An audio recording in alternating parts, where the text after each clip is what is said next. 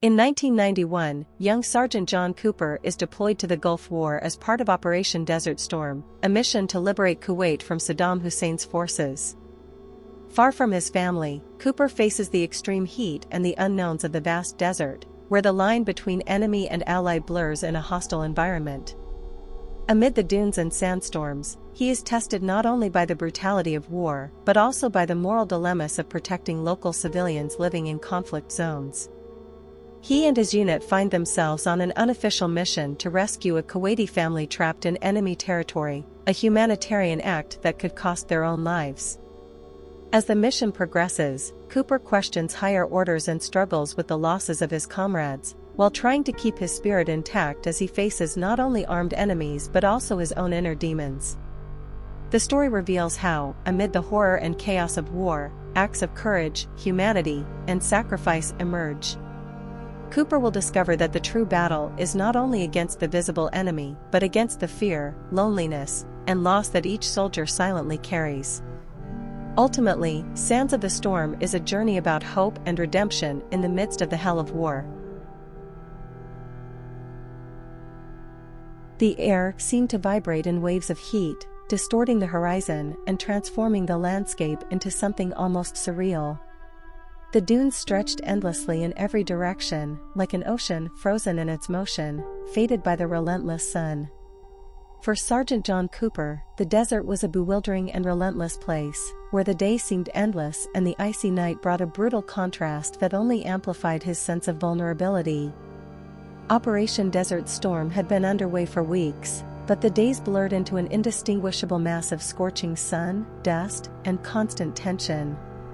Inside the makeshift shelter, Cooper pressed his helmet against his head, feeling the weight of the steel on his forehead, a constant reminder of where he was. The radio crackled in the background, an endless stream of codes, requests for reinforcement, and enemy position updates. At regular intervals, he could hear the distant noise of aerial bombings. The sky, a deep blue, was occasionally sliced by coalition jets advancing towards the unknown, towards the heart of Iraqi territory.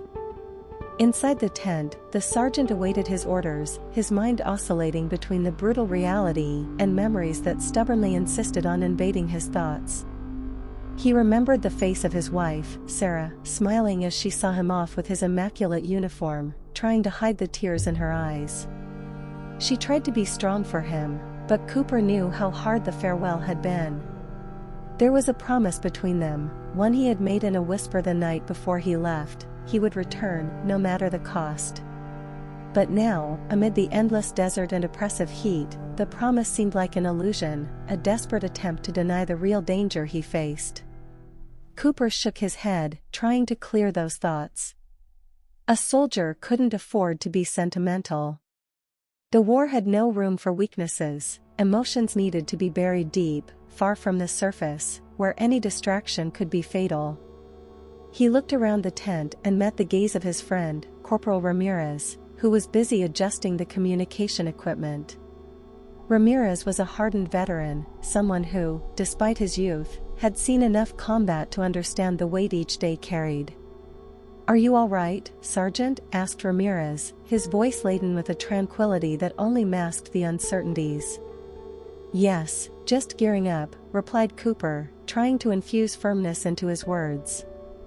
But deep down, he knew he wasn't prepared. No one is ever truly prepared for what the battlefield offers.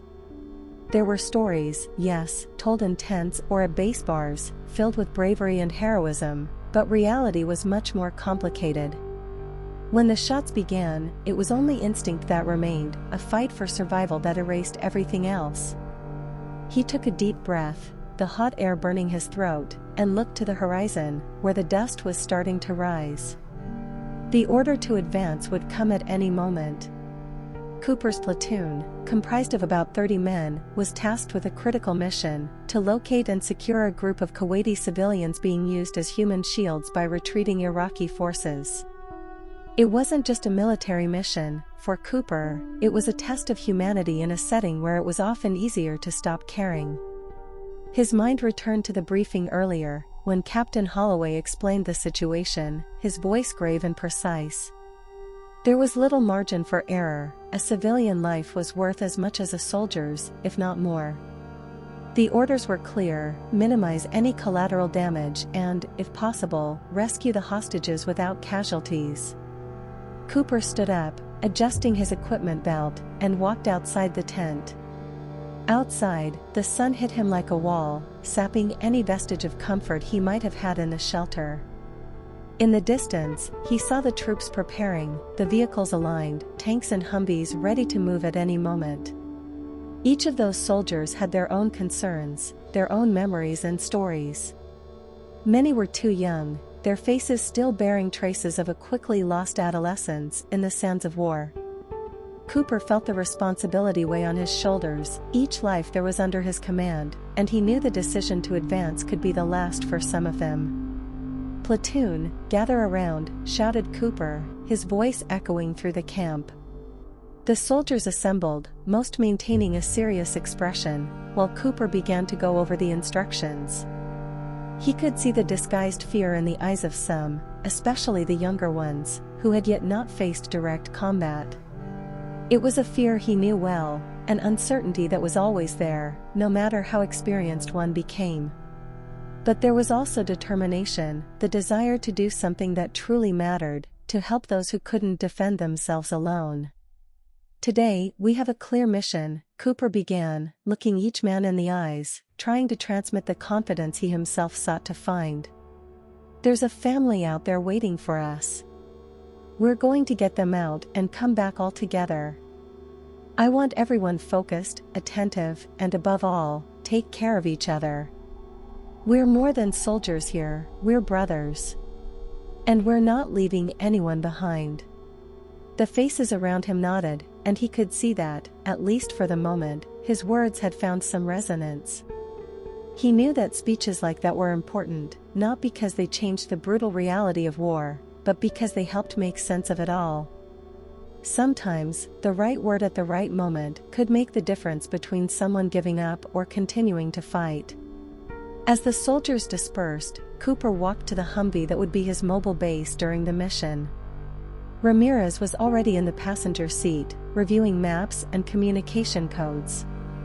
Cooper got in, sitting at the wheel, and started the engine, feeling the vehicle's vibration in his hands. With the platoon ready, the vehicles began to move slowly, leaving behind the camp, which soon disappeared into a cloud of dust. While driving, Cooper watched the desert around him. The vastness was simultaneously beautiful and desolate, a boundless space where human laws seemed to have no place. The desert was an entity unto itself, impassive to the ambitions and fears of the men who passed through it. To his right, Ramirez adjusted the radio frequency, trying to maintain contact with the main command. Every second moving forward on the terrain was a risk, as the Iraqi forces retreated but still offered fierce resistance. They were like ghosts, difficult to locate, moving through the desert with knowledge only those who lived there could have. After a few hours, a call on the radio brought an abrupt pause. Cooper slowed down, and Ramirez turned up the volume to listen better. It was the voice of Captain Holloway, transmitting new information.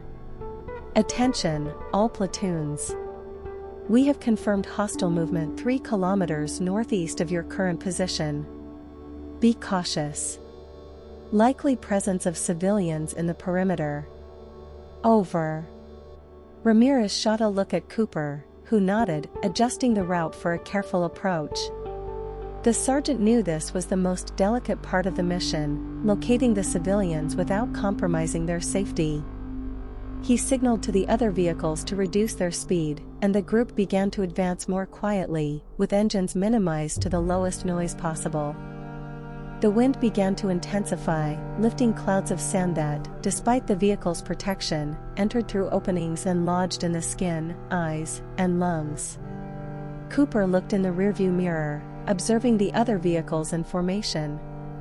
Every soldier was alert, their hands firmly gripping their weapons as their eyes scanned the horizon, searching for any sign of movement. The tension inside the Humvee was palpable. Ramirez, with his jaw clenched, seemed focused, but Cooper knew the corporal was also feeling the mounting pressure. At one point, one of the vehicles behind began to slow down more than expected, causing Cooper's Humvee to also reduce its pace. The sergeant picked up the radio, trying to understand what was happening. "Humvee 3, what's going on?" his voice echoed through the radio. After a few seconds of static, a nervous voice responded. "Sergeant, we're having a problem with the cooling system. The engine is overheating. We need to stop for a moment, sir." Cooper took a deep breath. An unexpected stop was always a risk. They were in hostile territory, and any delay could be costly. However, moving forward without all the vehicles was not a safe option either. He looked at Ramirez, who nodded, understanding the situation without needing words. "All right, Humvee 3, stop and check it out. Everyone else, hold position and cover the perimeter. Stay alert to any movement, no one relaxes," ordered Cooper, his voice calm but authoritative. While the third vehicle parked and the team began to inspect the engine, Cooper looked around. The vastness of the desert offered little protection, just the illusion of isolation, while in reality, they could be watched at any moment by unknown eyes. Ramirez took out his binoculars and began to observe in the distance, looking for anything that might be a sign of imminent danger. The silence was almost oppressive. The only sounds were the engines of the vehicles and the wind carrying the sand. About 10 minutes passed until the team from Humvee 3 managed to resolve the issue. Cooper knew that every minute they were stopped there was an additional risk. When the operator from Humvee 3's voice sounded through the radio, confirming they were ready to move on, he felt a momentary relief. "Platoon, move now," he said, while turning the key, and the Humvee came back to life with a heavy roar. They began to move forward again, and the tension soon returned to dominate the air. Cooper couldn't shake off a nagging thought that had been hovering in his mind since the start of the mission: the information about the civilians. They knew very little about where exactly they were or how many they were. There were only imprecise reports of movements in a nearby small village, information that could be, at best, partially correct. Finally, when the sun began to move to the west, spreading reddish hues across the desert, the platoon approached a series of buildings in the distance. They were simple constructions, almost all made of adobe, in a small grouping that looked more like a mirage than a real village. The few trees that still resisted in the region were covered in dust, and there was no apparent sign of life. The place seemed abandoned, but Cooper knew that, in war, silence was deceptive. "Ramirez, what do you think?" Cooper asked, without taking his eyes off the horizon. "It's too quiet, Sergeant. I don't like this." Ramirez's voice was low, as if he didn't want to break the silence of the landscape ahead. Cooper picked up the radio and gave instructions to the platoon. "Everyone out of the vehicles. We'll do reconnaissance on foot. Keep formation and cover the flanks." The soldiers exited the vehicles, taking positions and moving slowly towards the village. Cooper led the group, his weapon pointed forward, his eyes alert to every shadow. The ground was a mix of dirt and sand, and the sound of their steps seemed to echo too loudly in that deserted place. Every door, every broken window, seemed to hide a threat. They moved in silence, communicating only by gestures, the tension increasing with every meter they approached the buildings. Upon reaching the edge of the village, Cooper signaled for 2 soldiers to check the first house. The door was ajar, and they entered slowly, disappearing for a few seconds before reappearing and signaling that the place was empty. Cooper nodded and continued advancing, checking each structure, each nook, as the sun hid more and more, bringing with it a growing shadow. Suddenly, a sound broke the silence. A muffled scream, coming from one of the larger houses further ahead. Cooper signaled for everyone to stop. His heart raced, and he looked at Ramirez, who was already prepared to follow in the direction of the sound. Without a second thought, Cooper approached the house, his steps now quicker, sweat dripping down his forehead, not just from the heat but from the adrenaline that was beginning to dominate his body. They reached the door of the house and pushed it open slowly, revealing a dark and confined interior. There was a staircase leading to the basement, and the sound seemed to come from there. Cooper looked at Ramirez, who nodded in agreement, and the two began to descend the steps, with the other soldiers covering the entrance. In the basement, they found a group of people, 5 in total, 3 adults and 2 children. They were huddled in a corner, their eyes wide with fear. The eldest man in the group raised his hands, as if expecting the worst. Cooper slowly lowered his weapon and tried to convey calm with his expression. "It's okay. We are friends. We're here to help," he said, in a tone of voice as calm as possible, trying to make the civilians understand they were safe now. The older man, whose clothes were torn and covered in dust, looked at Cooper with a mix of incredulity and hope. He muttered a few words in Arabic, his hands trembling. Ramirez, who had a basic knowledge of the language, tried to communicate. "We are here to get you out." "Is anyone hurt?" asked Ramirez, carefully choosing the words he knew. The man slowly shook his head and pointed to one of the women, who was holding one of the children in her arms. Cooper approached carefully, seeing that the boy seemed to be dehydrated and frightened. He signaled to one of the soldiers who was further up the stairs. "We need water and a medical kit down here," he ordered. The soldiers began to move quickly, and soon water was delivered to the civilians. The woman accepted the bottle and opened it hurriedly, helping the boy to drink. Cooper watched the scene, feeling a tightness in his chest. There was a purity in those eyes, a desperation he couldn't ignore. It was a reminder that, despite all the brutality of war, there were lives that depended on them, lives that needed to be protected at any cost. "We need to move them now," said Cooper to Ramirez. "We don't know how long we have before someone realizes our presence here." Ramirez nodded, and both helped the civilians to stand up. The children seemed exhausted, their steps wobbly, while the adults tried to keep calm in the face of the situation. Cooper felt the responsibility weigh even heavier on his shoulders. It was one thing to risk his own life and those of his soldiers in combat, but having civilians under his care completely changed the equation. Any mistake, any miscalculated decision, and those lives could be lost. They climbed the stairs slowly, making sure everyone was safe. As soon as they exited the basement, the group began to move towards the vehicles. Cooper signaled for the soldiers to position themselves around, creating a perimeter of protection as they moved.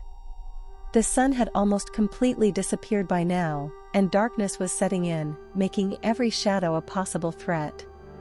Halfway to the vehicles, Cooper's radio crackled with an urgent warning. "Sergeant Cooper, we have detected hostile movement about half a kilometer from your position. It seems they are approaching. I suggest immediate evacuation, over." Cooper's heart raced. They didn't have much time. He looked at Ramirez, who already understood the urgency of the situation. "We have to speed up, Ramirez. We can't be caught here. Tell everyone to be ready for anything." The soldiers began to move faster, helping the civilians to climb into the Humvees. Cooper took the wheel again, with Ramirez by his side, as the other soldiers distributed themselves among the vehicles, ready for any confrontation that might arise. As soon as everyone was on board, Cooper started the engine and began to move forward, his eyes fixed on the horizon. The stars were already beginning to shine above, offering a small light amid the growing darkness of the desert.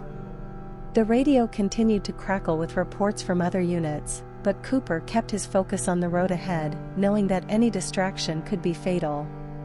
They had only advanced a few minutes when one of the soldiers shouted, "Movement ahead, Sergeant."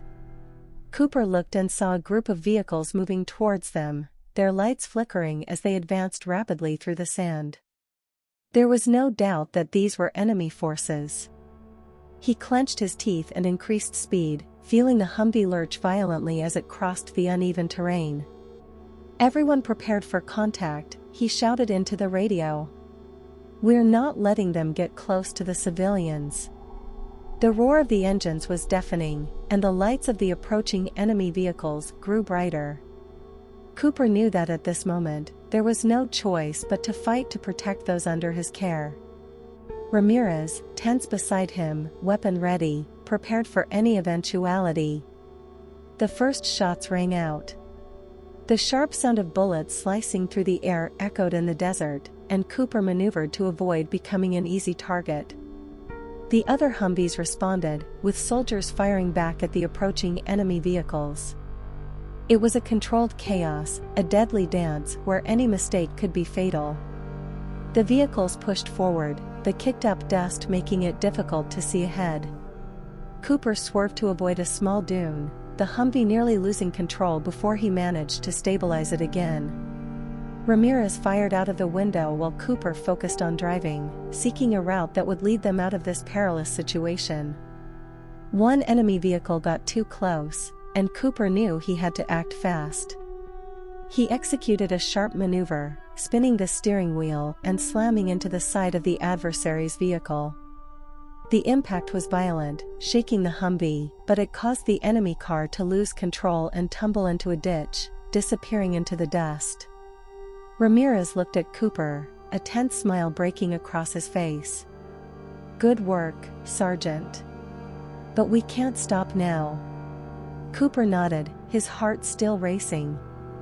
They needed to continue, they needed to keep the civilians safe, whatever the cost. He knew they couldn't afford to be overly heroic, the goal was survival and ensuring a safe passage for the people they had rescued. After what seemed like hours but were likely only a few minutes, the enemy vehicles began to pull back. Perhaps they realized they couldn't catch up with the Humvees or were waiting for reinforcements. Regardless, the immediate threat seemed to have passed, and Cooper seized the opportunity to accelerate further. When they finally reached the designated extraction point, where additional coalition troops awaited, Cooper felt an overwhelming sense of relief. The civilians were quickly transferred to medical care, and Cooper stepped out of the vehicle, taking deep breaths to regain his composure and process all that had just occurred. Ramirez approached, placing his hand on Cooper's shoulder. "We did it, Sergeant. We got them out." Cooper looked at the civilians, now receiving water and calm words from the medics. A weight lifted from his shoulders, but he was acutely aware that this was only a small victory in a seemingly endless war. "It was just one day, Ramirez," he said, his voice weary. "But today, at least, we did the right thing." Ramirez nodded, and both men stood quietly for a moment, watching the dark desert horizon. The stars still twinkled, indifferent to the earthly struggles below. Cooper knew there would be many more tough days ahead, but for now, in that brief moment, he allowed himself a bit of hope. The desert, despite all its harshness, had a certain beauty. Amid so much pain and destruction, humanity could still find room for acts of kindness. Cooper took a deep breath and looked at his men, seeing the same fatigue and determination in their faces. They were together on this journey, and as long as they remained united, there was still a chance they could navigate through the storm. The night had turned cold, and the contrast with the daytime heat was brutal, as if the desert enjoyed toying with the fragilities of men. Sergeant John Cooper sat on the ground, leaning against one of the Humvees, gazing up at the stars while the smoke from his cigarette dissipated into the darkness.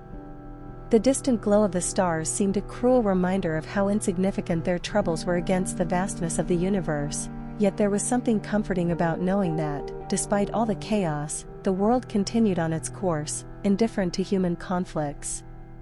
The civilians had been taken to the coalition support zone, and now Cooper had a moment of peace to breathe. He looked around at the other soldiers, some spoke in low voices, trying to find some relief after the tension of the rescue, while others tended to their equipment, checking every detail as if it were a routine that kept them connected to reality. It was a rare moment when they could feel safe, if only for a short time. Ramirez approached, sitting down beside Cooper without saying a word. Just the sound of the lighter being flicked on, then a puff of smoke that blended with the night breeze. There was a silent tranquility in the way the two shared that space, a mutual understanding that words were not needed to fill the moment. Ramirez looked at Cooper and raised an eyebrow. "Seems like one of those days when you earn the right to smoke more than one cigarette, huh, Sergeant?" Cooper let out a short laugh, not taking his eyes off the sky. "Today was one of those days when we just thank God we're alive, Ramirez. That's all." Ramirez nodded, his eyes fixed on the rising smoke. They sat in silence for a few more minutes, just listening to the sounds of the desert, the wind passing through the dunes, the murmurs of soldiers in the distance. It was a moment of peace, but Cooper knew that in war, peace was just a temporary illusion. Orders, new missions, they would always come. He stubbed out his cigarette in the sand and stood up. "Better get some rest, Ramirez. We don't know what awaits us tomorrow." Ramirez stretched and slowly got up, his eyes half closed from fatigue. "Rest. You know, sometimes I think I've forgotten how to do that." Cooper smiled, but there was a sadness in his gaze. They were all on the edge, physically, mentally. But somehow, they needed to keep going, for themselves and for each other. Each soldier there carried not just their own burden but also those of their comrades, and that made all the difference. As Ramirez walked toward his sleeping bag, Cooper began heading toward the command tent. As soon as he entered, he was greeted by Captain Holloway, who stood around a table filled with maps and documents. Holloway was an imposing man, with a severe face, marked by experiences accumulated over years of military service. He looked at Cooper and gestured for him to come closer. "Sergeant Cooper, congratulations on today's work. Getting those civilians out without casualties was quite a feat." Holloway seemed sincere, but there was something in his tone that suggested more was coming. Cooper nodded, standing firm. "We did the best we could, sir. But there are still many civilians out there, in similar situations." Holloway sighed and looked at the map on the table, pointing to an area marked in red. "Exactly. And that's what we need to talk about. We've received new information about a larger group of civilians, possibly in an even worse situation. They're being held in an improvised facility about 20 kilometers north of your last position. Intelligence indicates there's a significant Iraqi military presence in the area, making this mission even more delicate. We need a team that can infiltrate and do reconnaissance before a possible rescue. Cooper, I need you and your platoon for this." Cooper felt a tightness in his chest. The previous mission had been tense enough, and now there was another even more dangerous one? He looked at the captain, and for a moment pondered. His men were tired, but he knew if he refused, others would go in their place. And perhaps they wouldn't have the same chance of success. He nodded slowly. "We'll do it, sir. We'll give it our best." Holloway gave a slight smile, placing a hand on Cooper's shoulder. "I know you will, Sergeant. And remember, the lives of those civilians depend on us. We cannot fail." With orders received, Cooper left the tent, the responsibility weighing on his shoulders like an invisible burden. He knew he needed to prepare his platoon as best as possible for what was to come. An infiltration mission required not just bravery but precision. Any mistake could mean a disaster. As the camp began to prepare for the night, Cooper gathered his men, explaining the situation with the calm and clarity that characterized him. They listened in silence, some nodding in agreement, others just keeping their eyes on the ground. No one complained, no one questioned. They knew what was expected of them, and they were willing to face it. With the night already advanced, Cooper finally managed to lie down in his sleeping bag. The fatigue was almost overwhelming, but his mind wouldn't stop. He thought about the faces of the civilians they had rescued, the children who had been saved from a desperate situation. And now there were others, other lives depending on him. He closed his eyes, trying to push away the anxiety, focusing on each breath, a conscious effort to silence the thoughts. For a brief moment, he allowed himself to remember home, Sarah, the smell of coffee in the morning and her laughter, which always echoed through the kitchen when he said something silly. That memory was his anchor, something that kept him connected to the reason he was there.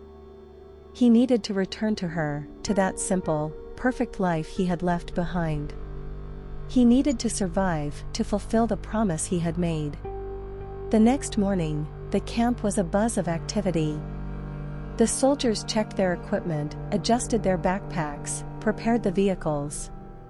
Cooper watched each of his men, making sure everyone was ready, that every detail was correct. He knew that in a mission like this, even the smallest mistake could cost lives. Once everything was ready, he approached Ramirez, who was checking his ammunition for the third time. "Ramirez, all set?" asked Cooper, trying to hide the tension. Ramirez looked at him and nodded, a tired smile on his face. "Ready for another one, Sergeant. You know, we wouldn't be anywhere else." Cooper patted Ramirez on the shoulder and turned to the rest of the platoon. "All right, everyone. We're ready to move out. Let's do what we know best. Take care of each other, and let's all come back together." With that, the Humvees began to move, leaving the camp behind and once again entering the vast desert. The heat was already rising, the sun emerging on the horizon like a ball of fire, casting its first rays over the dunes. The mission was clear: infiltrate, gather information on the location of the civilians, and, if possible, bring them back. But Cooper knew that in war, nothing was as simple as it seemed on paper. As they advanced, the terrain became more rugged, the dunes larger, and the absolute silence of the desert seemed to envelop the platoon. Cooper kept his eyes on the road, trying to detect any sign of movement in the distance. Each kilometer they traveled took them deeper into enemy territory, increasing the risk with every second. After a few hours, the radio crackled, and a grave voice came from the main command. "Sergeant Cooper, we're detecting low-frequency radio signals in your area. We suspect there are enemy forces nearby. Recommend proceeding with caution. Over." Cooper felt the familiar tightness in his chest, a mix of adrenaline and anxiety. He picked up the radio and replied. "Understood, Command. Advancing with caution. Over." He gestured to Ramirez, indicating that they should slow down and alert the other vehicles. The Humvees began to reduce their pace, moving carefully through the uneven terrain. Cooper knew that any sudden movement could draw attention, and in a hostile territory like this, being discreet was the only way to stay alive. As they advanced, Cooper began to feel something different in the air, an even greater tension. He picked up the binoculars and looked ahead, trying to spot any sign of movement. That's when he saw it, a series of small dark dots on the horizon, motionless. Cooper furrowed his brow, observing more closely.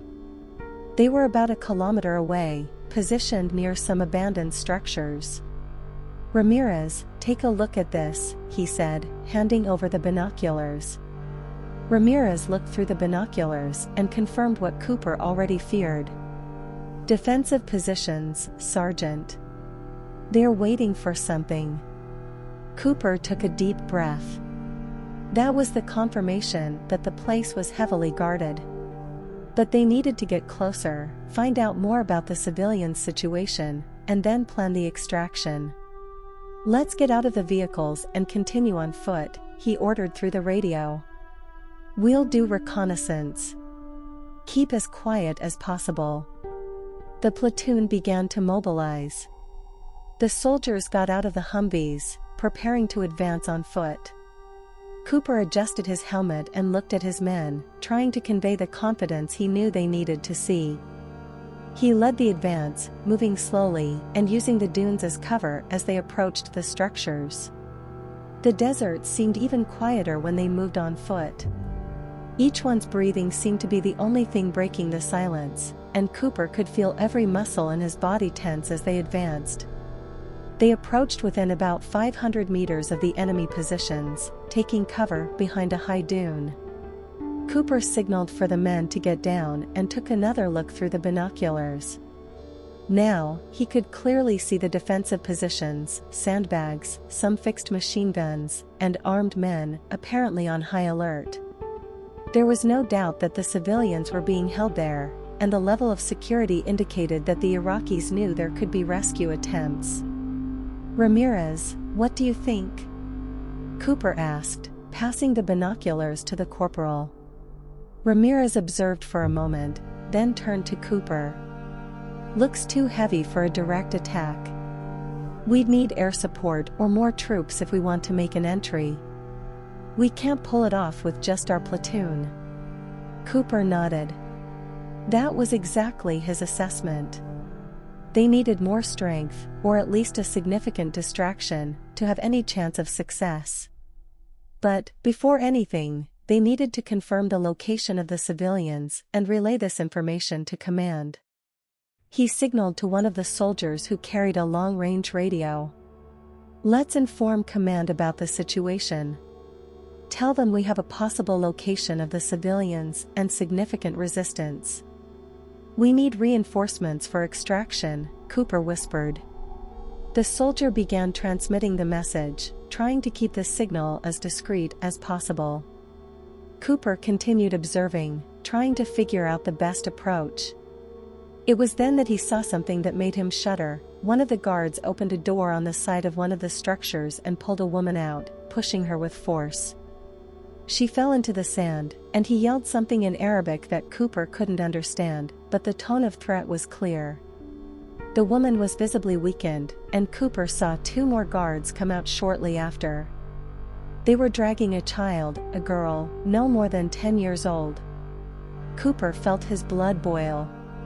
He clenched his teeth, trying to maintain control.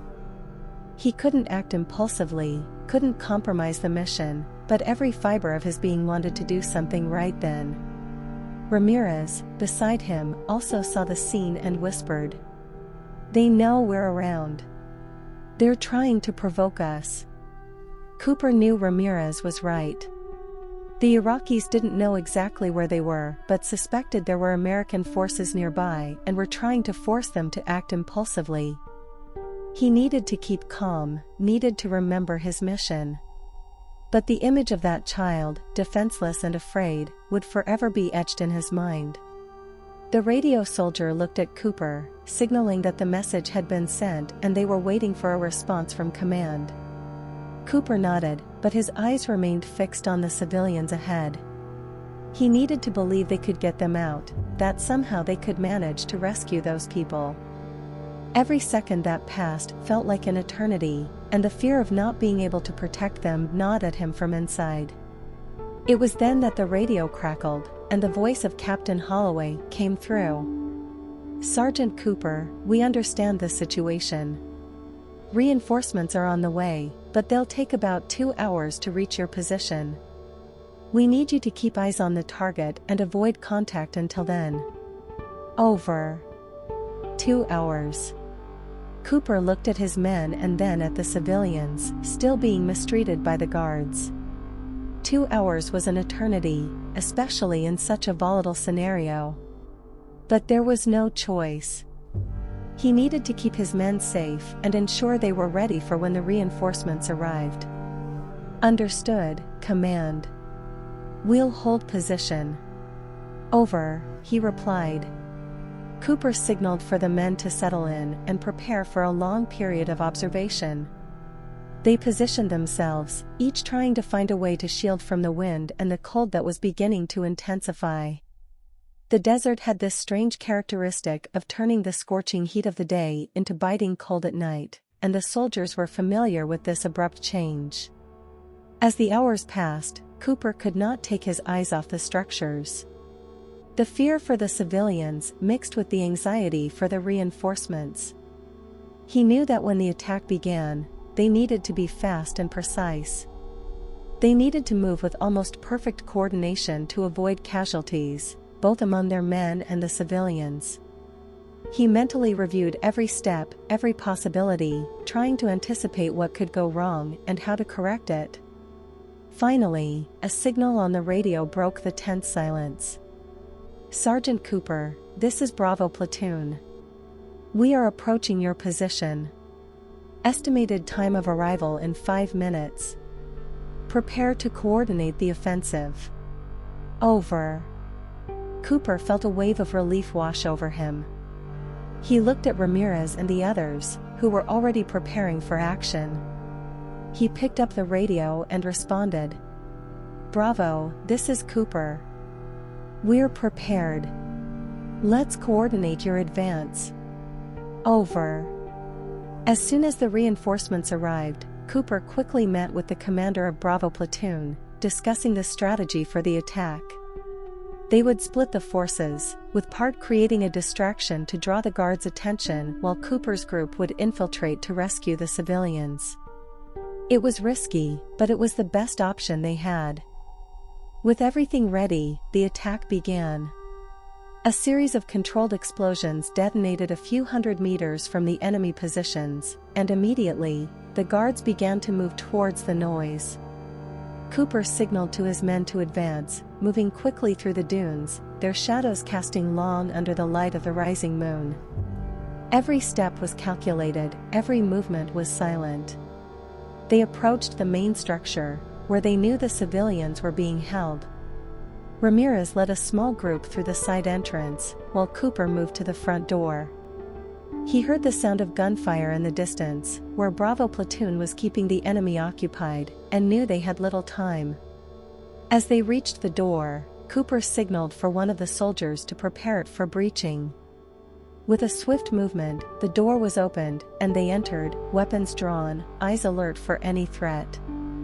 Inside, the scene was chaotic, civilians huddled together, some injured, frightened looks turning to the soldiers who had just entered. "We're here to help," Cooper shouted, trying to convey calm. "We're getting you out of here."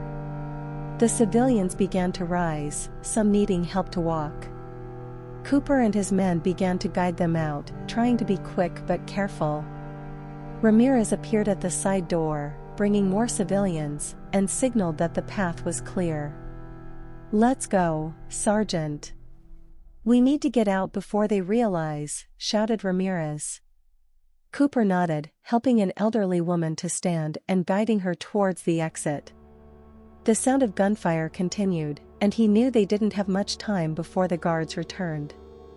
They needed to be quick, needed to get out of there before the enemy regrouped. As they reached the exit, Cooper began to guide the civilians to the extraction point, where the Humvees awaited with soldiers ready to assist them. The uneven terrain made it difficult for the more debilitated to walk, and Cooper had to carry a child in his arms while Ramirez helped a man with an injured leg. The urgency pulsed in everyone's chest. At any moment, their cover could fail, and they would be in an even more dangerous situation. "Quick, keep moving. Don't look back," Cooper shouted to the civilians, trying to maintain calm, even under the pressure of time. As they moved, they heard a closer explosion, and the air around them seemed to vibrate. One of the guards had begun shooting in their direction, trying to hit those fleeing. Cooper ducked, protecting the child he was carrying, and gestured for the men to move faster. "Ramirez, cover them," he shouted, as Ramirez took his weapon and began to return fire. The noise of bullets slicing through the air made Cooper's heart beat even faster. Each shot seemed to carry the possibility of failure, but he couldn't stop. He couldn't fail. The civilians with them depended on every move they made, every decision. Ramirez managed to take down the shooter, and for a moment, there was a tense calm. Cooper continued to lead the civilians to the vehicles. They were close, so close, he almost felt the relief of being finally safe. When the Humvees became visible at a distance, Cooper turned and shouted to the other soldiers to be prepared to cover the boarding of the civilians. Bravo platoon soldiers maintained the defensive line, firing to keep any threats at bay while the civilians were loaded into the vehicles. Cooper ran to the nearest Humvee, helping the elderly woman up into the back and ensuring the child was secure before running back to help other civilians who needed assistance. Ramirez appeared beside him, sweaty and out of breath, with a tense smile. "We're almost there, Sergeant. Just a bit more." Cooper nodded, and the two continued to help the remaining civilians. When everyone was finally inside the vehicles, Cooper signaled for them to depart. He threw himself into the front seat of one of the Humvees, taking a deep breath as he watched the desert around him, waiting for the next enemy move. The vehicles began to move, and Cooper looked through the rearview mirror, seeing the lights of explosions still flashing in the distance, a constant reminder of the danger they faced. The adrenaline still ran in his veins, but inside, he felt a slight sense of relief at having gotten those people out. They had won that day, but the war was far from over. The convoy moved through the desert, and the radio began to crackle again. It was the voice of Captain Holloway. "Sergeant Cooper, I've received confirmation that you have the civilians. Good job. We'll coordinate your return to the main extraction point. Over." Cooper picked up the radio, his voice still laden with the tension of the mission. "Understood, Captain. We have all civilians on board and are en route to the extraction point. Thanks for the support. Over." As they moved through the desert, the sun began to rise on the horizon, painting the sky with shades of red and orange. Cooper looked at the sky, feeling the heat begin to return, and knew they had achieved a small victory, but the next day would bring new challenges. The desert was relentless, and the war gave no reprieve. Ramirez, sitting next to Cooper, looked towards the horizon and then at the sergeant, a tired smile on his face. "Do you think they know how hard it was?" he asked, nodding toward the civilians in the back seat. Cooper glanced back for a moment, observing the families. Some were crying, others just stared into the void, still processing what they had just gone through. "Maybe they'll never really know, Ramirez," Cooper replied. "But we're not here for recognition. We're here because it's the right thing to do." Ramirez nodded, and they both sat in silence for a moment, watching the desert around them as they advanced. When they finally reached the extraction point, the camp was already set up, and medical teams were waiting to take care of the civilians. Cooper got out of the vehicle, helping each person down and ensuring they were all attended to. He looked around, seeing the hard work of the teams, the care with each life they had managed to save.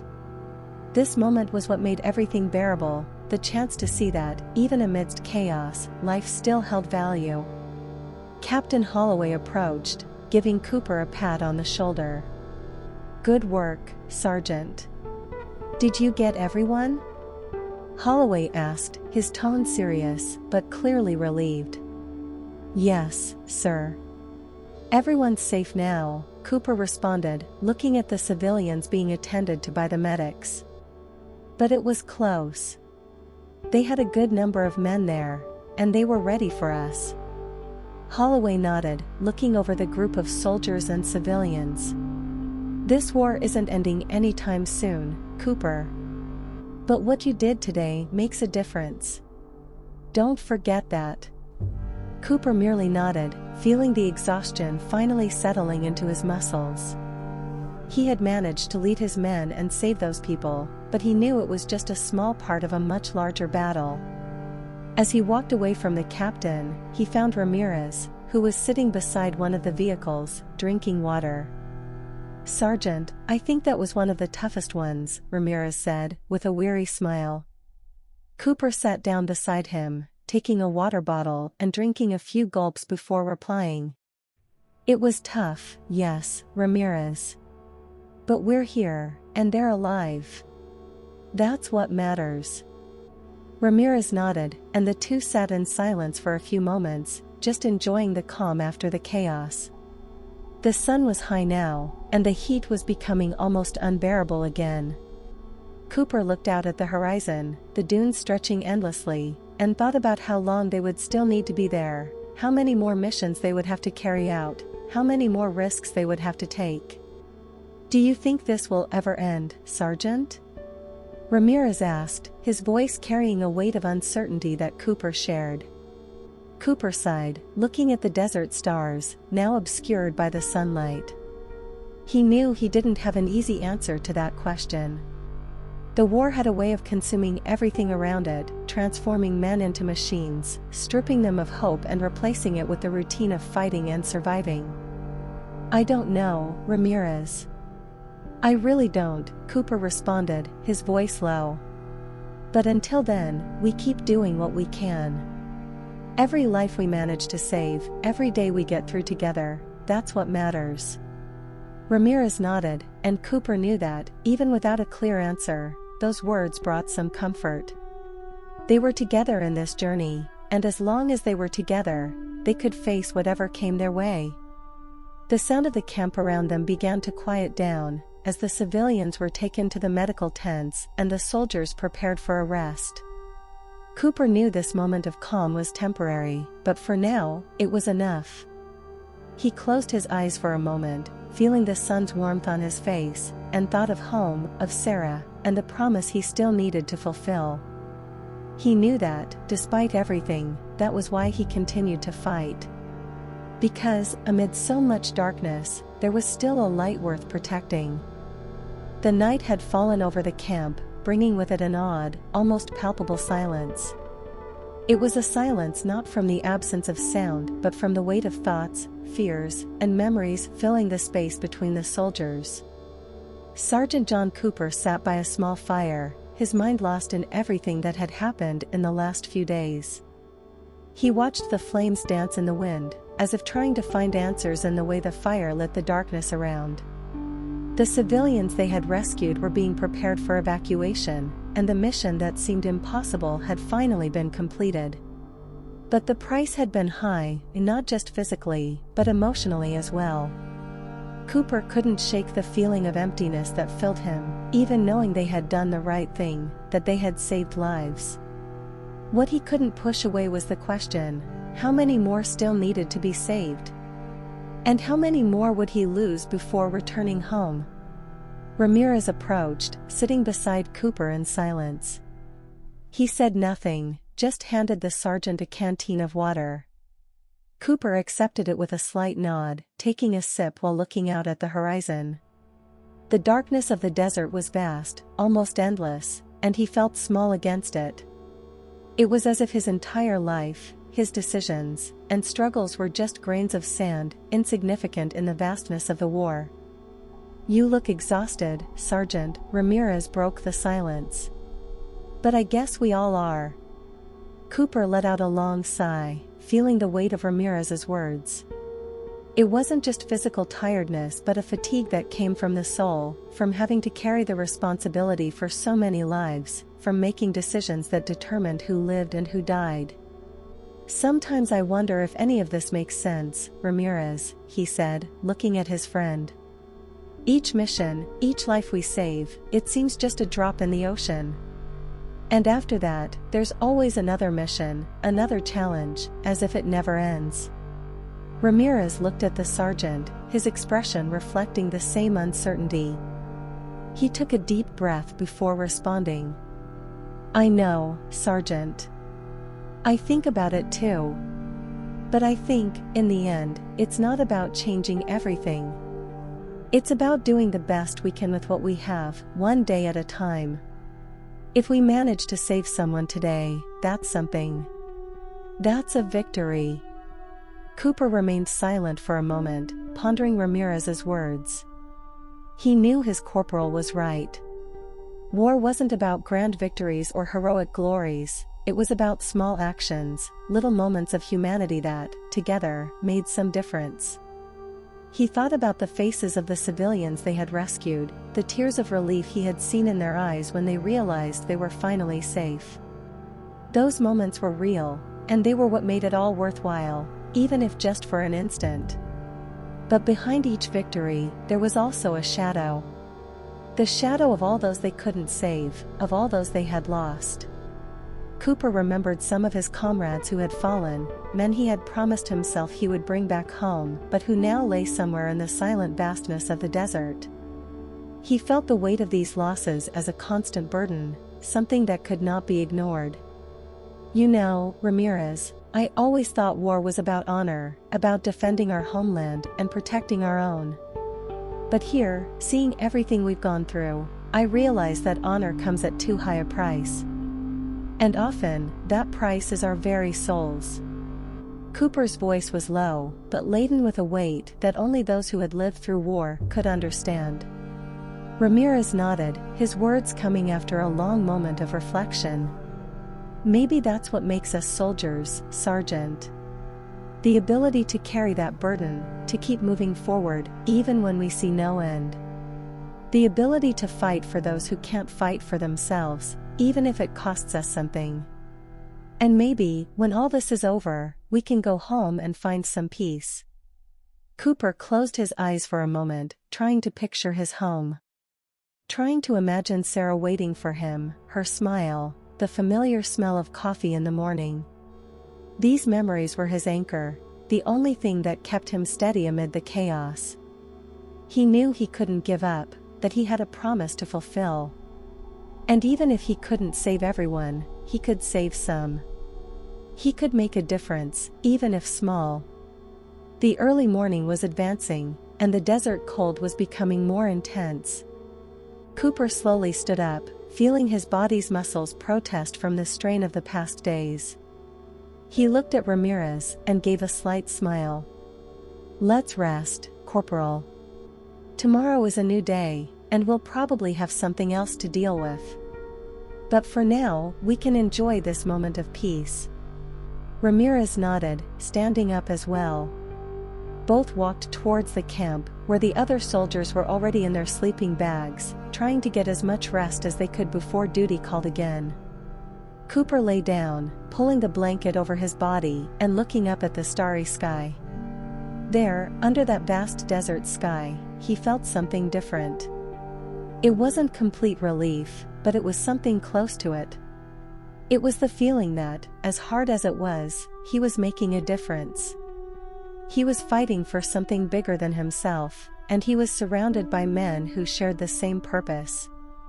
They were a family, united not by blood but by sacrifice, by struggle, and by the promise that they would take care of each other, no matter the cost. The wind blew gently, and Cooper closed his eyes, allowing himself to be carried away by a moment of peaceful sleep.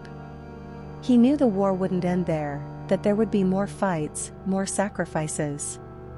But he also knew there was something noble in every small act of courage, in every life saved. And maybe, one day, when it all ended, he could go home and find the peace he so dearly sought. And as he fell asleep, a thought passed through his mind, a thought that made him smile. Even in the sands of war, where everything seemed desolate and meaningless, there was still hope. And that hope, even if fragile, was enough to keep fighting. He knew he was far from a hero, but he was there, doing what he could, so that others might live. And that, to him, was what really mattered. I hope you enjoyed this story full of twists and emotions. If you liked it and want more exciting narratives like this, don't forget to hit like and subscribe to the Stories Life channel. Here, every story is a new adventure, and we're always ready to surprise you. Also, leave your comments about what you thought of the story and suggestions for future narratives. See you next time.